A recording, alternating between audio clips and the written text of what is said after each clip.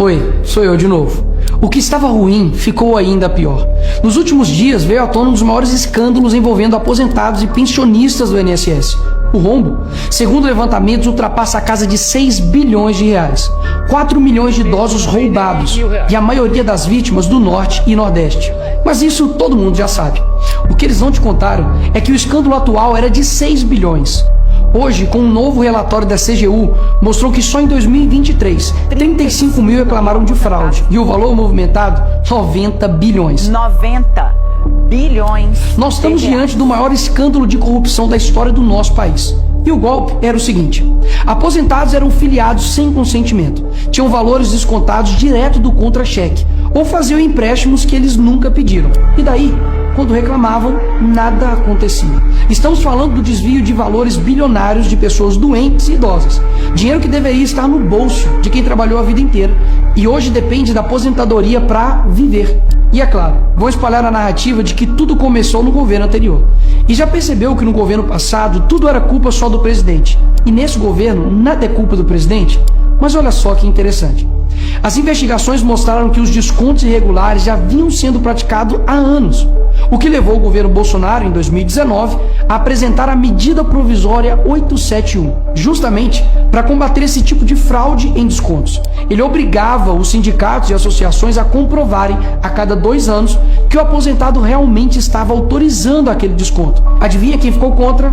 Acertou, a esquerda. Como não bastasse, em 2022, com votos da esquerda, eles derrubaram essa lei.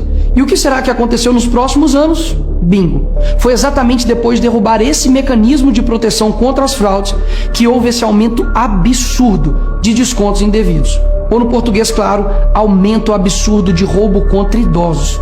Desenhando porque eu sei que tem gente que só entende assim. 2019, Bolsonaro faz lei para proteger esses idosos de fraudes.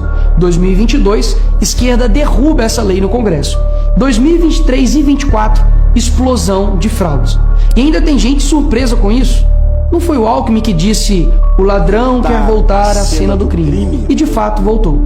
Desde o início do governo Lula, representantes dos ministérios da Previdência participaram de pelo menos 15 reuniões com entidades que hoje estão sendo investigadas. Inclusive, o próprio ministro Carlos Lupe e o ex-presidente do INSS, Alessandro Stefanuto, estiveram em 8 dessas reuniões. A entidade que mais participou dos encontros com os ministros foi a CONTAG, justamente a organização que mais roubou o dinheiro dos aposentados.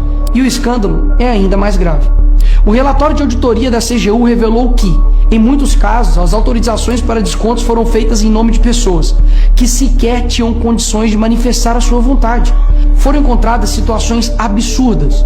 Pessoas com deficiência grave, impossibilitadas de assinar qualquer documento, indígenas que vivem em aldeias remotas e não sabem ler ou escrever, e até aposentados que nem moram no Brasil. Roubar alguém já é terrível, mas roubar pessoas nessa situação é ter a certeza de que nada vai acontecer com você. Não é à toa que o relatório do próprio INSS mostra que o governo tinha ciência e sabia como barrar os descontos desde 2023. O Tribunal de Contas da União também sabia da denúncia desde 2023. Desde essa época, poderia ter ajudado as pessoas que foram vítimas, mas o julgamento ficou parado por mais de 1 ano, por um ministro do TCU indicado por Lula. E o sindicato investigado era do irmão do Lula. E o filho do Lewandowski, ministro do Lula, advoga para outra entidade acusada de fraude do INSS. É o país das coincidências. Ou seja, reuniram com entidades investigadas, foram avisados, confessaram que sabia e ignoraram. Fingiram que não viram. Agora, com a pressão do escândalo, o governo Lula trocou o ministro e só. Nenhuma consequência para ele. Engraçado, né? Se o pobre erra o CEP no cadastro, é fraude. Mas se o sistema desvia bilhões, é só trocar o responsável. O mesmo responsável que em 2011 também foi trocado pela Dilma por corrupção no seu ministério. Isso mesmo. Lula escolheu Carlos Lupe, um cara com histórico de corrupção, para cuidar do dinheiro de idosos e doentes. E depois de 14 anos ele volta e cai de novo da mesma forma. Tudo isso está acontecendo e sabe qual é a solução do governo? O INSS usará o dinheiro do povo e devolverá o dinheiro aos aposentados e pensionistas. Traduzindo, as vítimas vão ressarcir o prejuízo das vítimas. E os criminosos, Nicolas, seguirão livres, sem punições. Que bela democracia. Eles roubam e quando a gente descobre, eles mandam a conta para o povo brasileiro pagar. Assim fica fácil roubar. É o crime perfeito. Tá, Nicolas, mas o que vocês estão fazendo contra isso? Eu e a oposição apresentamos um projeto de lei para proibir definitivamente esse tipo de desconto automático no INSS. E mais, preciso da sua ajuda para poder pedir para instalar a CPI dos roubos dos aposentados. E será lá nessa comissão que vamos investigar mais a fundo e poder colocar na cadeia quem foi responsável por isso. E aí sim, fazer com que eles devolvam esse dinheiro, não que você pague essa conta.